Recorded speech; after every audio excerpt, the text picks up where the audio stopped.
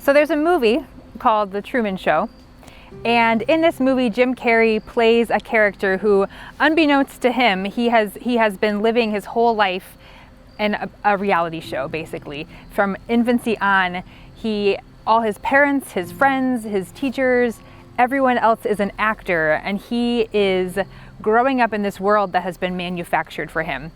And as the story progresses, the filmmakers have to work harder and harder to keep Jim Carrey's character from realizing that he's in this man-made world. And one way we see this is when he goes to school and his teacher starts talking about geography and the world, and she pulls on this map and shows all these places, and of course Jim Carrey wants to be an explorer, he says. And there's this moment in the scene with the teacher where she kind of pulls up the map all of a sudden and says, well, you can't be an explorer because there's really nothing left to explore. In other words, she says, everyone's already found everything, nothing left to see, you may as well give up and not be an explorer. And as funny as that story may sound, I think that maybe a lot of us can relate to that in different ways in our lives. Maybe we look around the world and there's this sense in some ways, like Tom talked about last week, that we view death and it helps to give us a perspective, to not stay still, to move, to live in light of eternity, to act. But there's another lie that can creep into our minds when we think about death, and sometimes it's this lie of panic that maybe it's too late. Maybe there's not enough time. Maybe somebody else has already done the thing or explored or accomplished what I never could, and it's just too late for me. Maybe you feel like me sometimes. I know not everyone knows this, but I never finished college. And there's a lot of times lately where I think I would love to finish college. I would love to pursue a degree that would really matter to me. But then I think about how long it would take me to get there. And then I start comparing myself to all the people, much younger people, who have already done that, who've gotten their degree and they are set, and I feel like it's just too late. I'm too far behind. And you may feel like me somehow. You may feel like maybe you're someone too who wants to pursue a nursing degree, or maybe it's a goal or a dream that you have. Maybe even it's a relationship that has been estranged in your life, and you want to repair that. You want to build that relationship, but you know it's going to take so much time, and you're just afraid that for you it's too late. There's not enough time.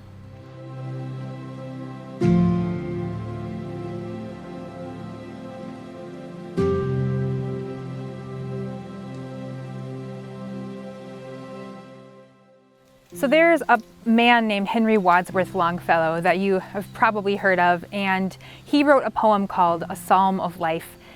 And his poem, I think, gives us a little bit of perspective on this tension between letting death be a catalyst to help us to act, but also not letting it create a panic and keep us from living out of fear that we're too far behind.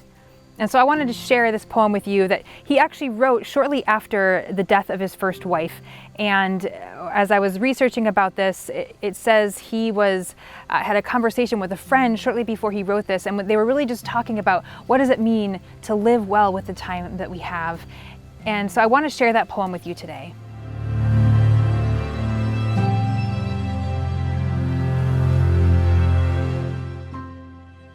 A Psalm of Life by Henry Wadsworth Longfellow. Tell me not in mournful numbers, life is but an empty dream. For the soul is dead that slumbers, and things are not what they seem. Life is real, life is earnest, and the grave is not its goal. Dust thou art, to dust returnest, was not spoken of the soul. Not enjoyment and not sorrow is our destined end or way, but to act that each tomorrow find us farther than today. Art is long and time is fleeting, and our hearts, though stout and brave, still like muffled drums are beating funeral marches to the grave. In this world's broad field of battle, in the bivouac of life, be not like dumb driven cattle, be a hero in the strife. Trust no future, how irrepleasant. Let the dead past bury its dead. Act in the living present, heart within and God o'erhead. Lives of great men all remind us we can make our lives sublime, and departing leave behind us footprints on the sands of time. Footprints that perhaps another, traveling o'er life's solemn main, a forlorn and shipwrecked brother, seeing shall take heart again. Let us then be up and doing, with a heart for any fate, still achieving, still pursuing, learn to labor and to wait.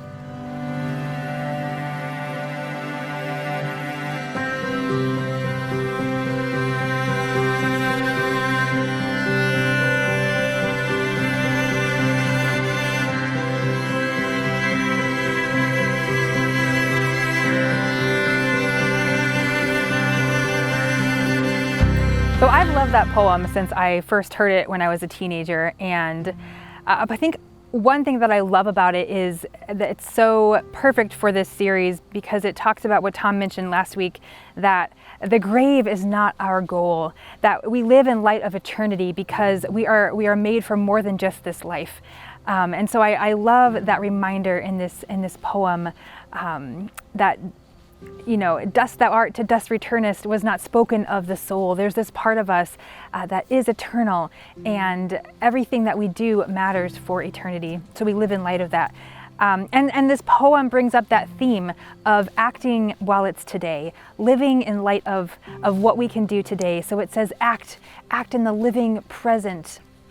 There's this real sense in which we can only live and act in the present. We can try to run ahead to the future, and we can worry about that, or we can get stuck in the past. But really, God says you've been given today, and that is what you have to work with. And so we need to make the most of today instead of worrying about the future or living too much in the past.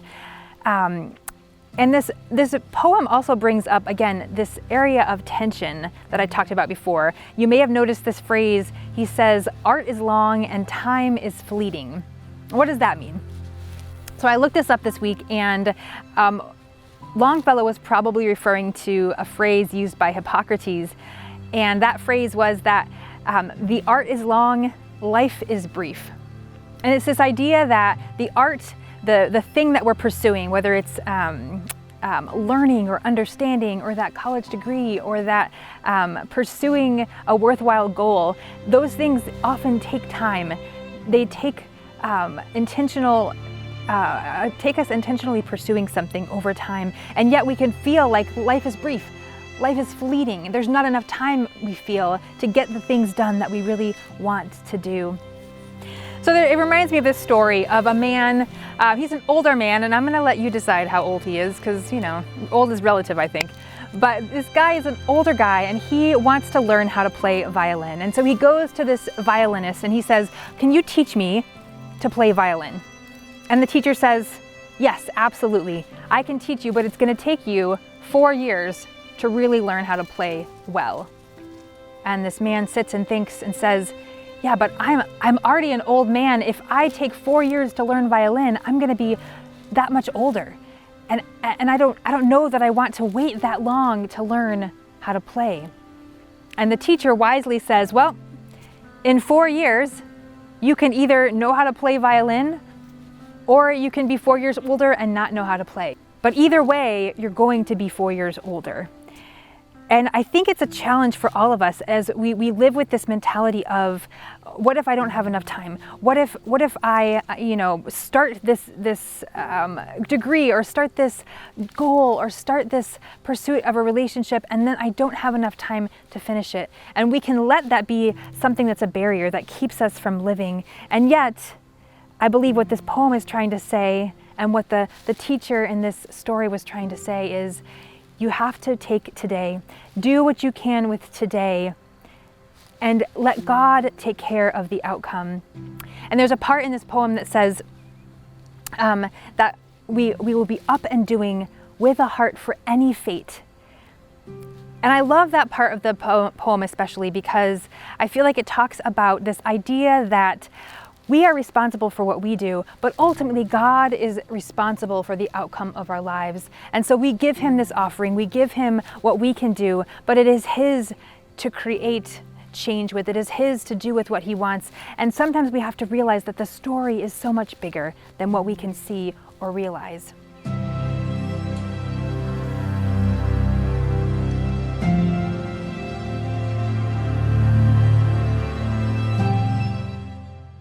So I don't know what your story is, and I don't know exactly what you may be feeling right now. Maybe you're someone who, came to know God later in your life, and you wish you had all those years back so that you could live for God in ways that you did not, during your life.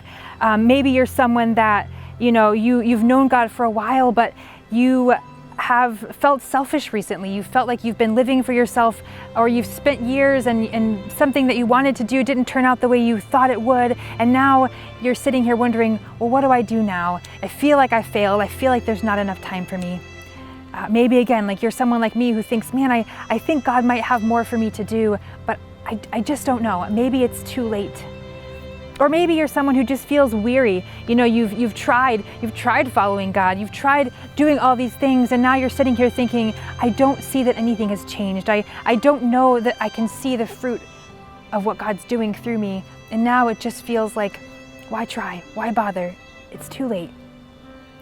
And to you, I would say that God is never finished working in your story. God always wants us to give him this surrender and this offering of today, because he can always do far more than we could imagine through our lives. And if you look through the Bible, you're going to see that there are so many people who were far older than they should have been in our minds, in our human understanding. We think that person was too old to be used by God. That person was too old to be useful to the story. And God has a way of using the people that the world looks at as too old or too young or too whatever, and God precisely works in those stories and through their lives. And there's a verse in Galatians 6:9 that tells us this: do not grow weary in doing good, because if you do not give up, you're going to reap a harvest at the proper time. And this verse is a reminder, along with that poem, that there is a time and a place for everything, that God has orchestrated our lives, and he is using every daily surrender to build a harvest. And the beautiful thing about the harvest is we may plant, we may water those seeds, we may weed the garden, but ultimately the mystery of the harvest is something that God has to produce. We rest in him. And the end of that poem talks about this idea that we learn to labor and to wait. We labor and do what we can do what is within our power, but then we also rest in a sovereign God who holds the end and the outcome in his hands. And we learn to wait and rest on what he's doing, even if we start today and we don't know where we're going to end up. Even if we aren't sure we can finish, we believe that God is doing something purposeful through our surrender and through our yes today. So my challenge to all of us would be, let us then be up and doing with a heart for any fate, still achieving, still pursuing. Learn to labor and to wait.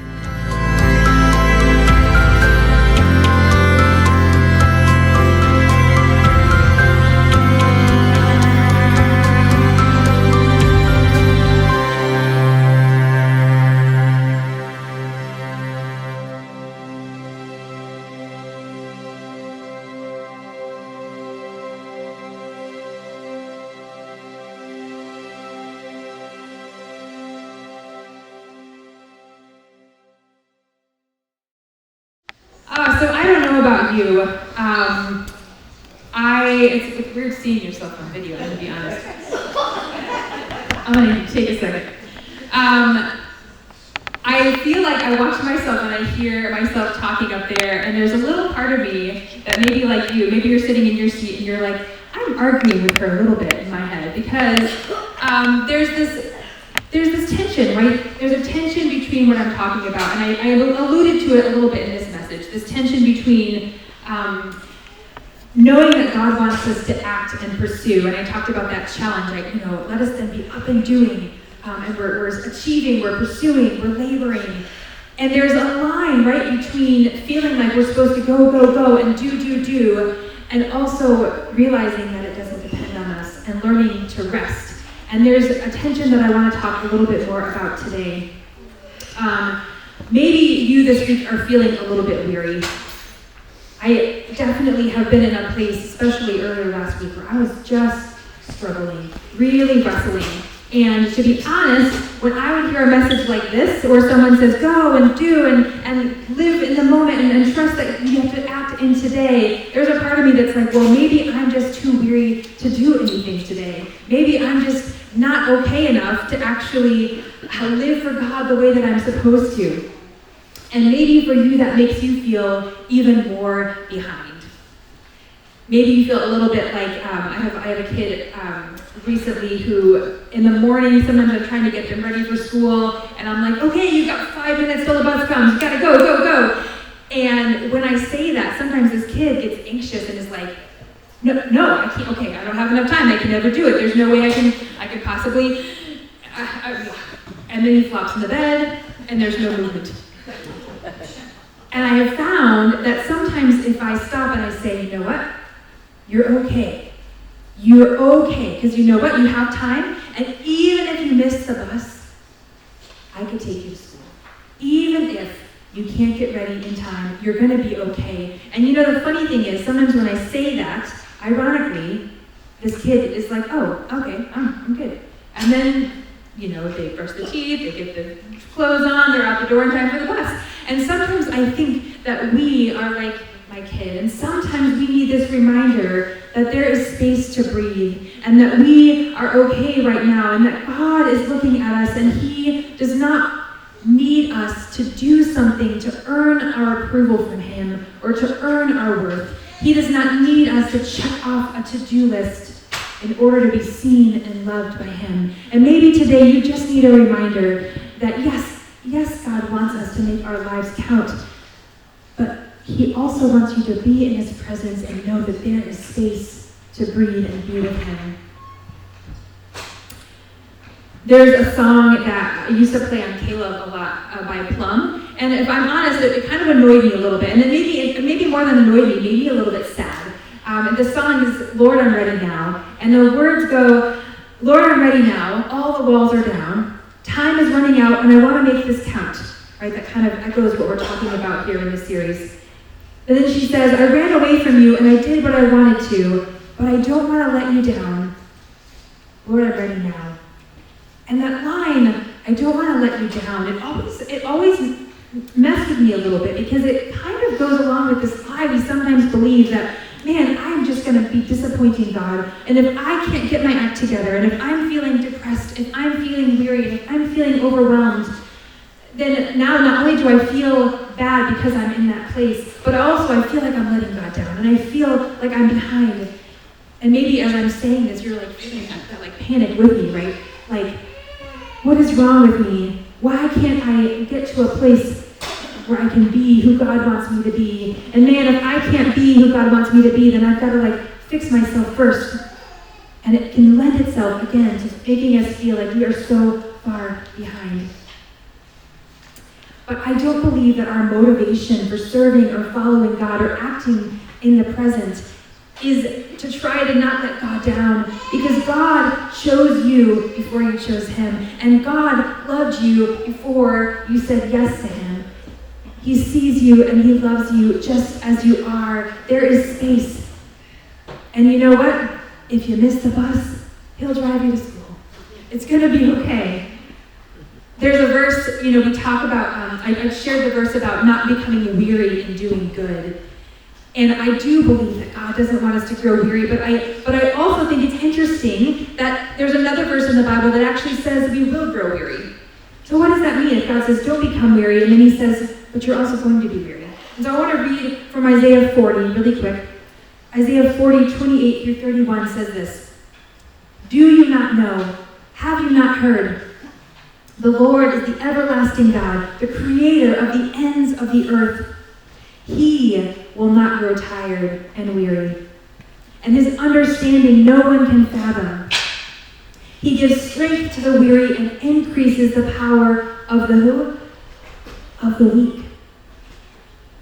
Even youths grow tired and weary, and young men stumble and fall, but those who hope in the Lord will renew their strength.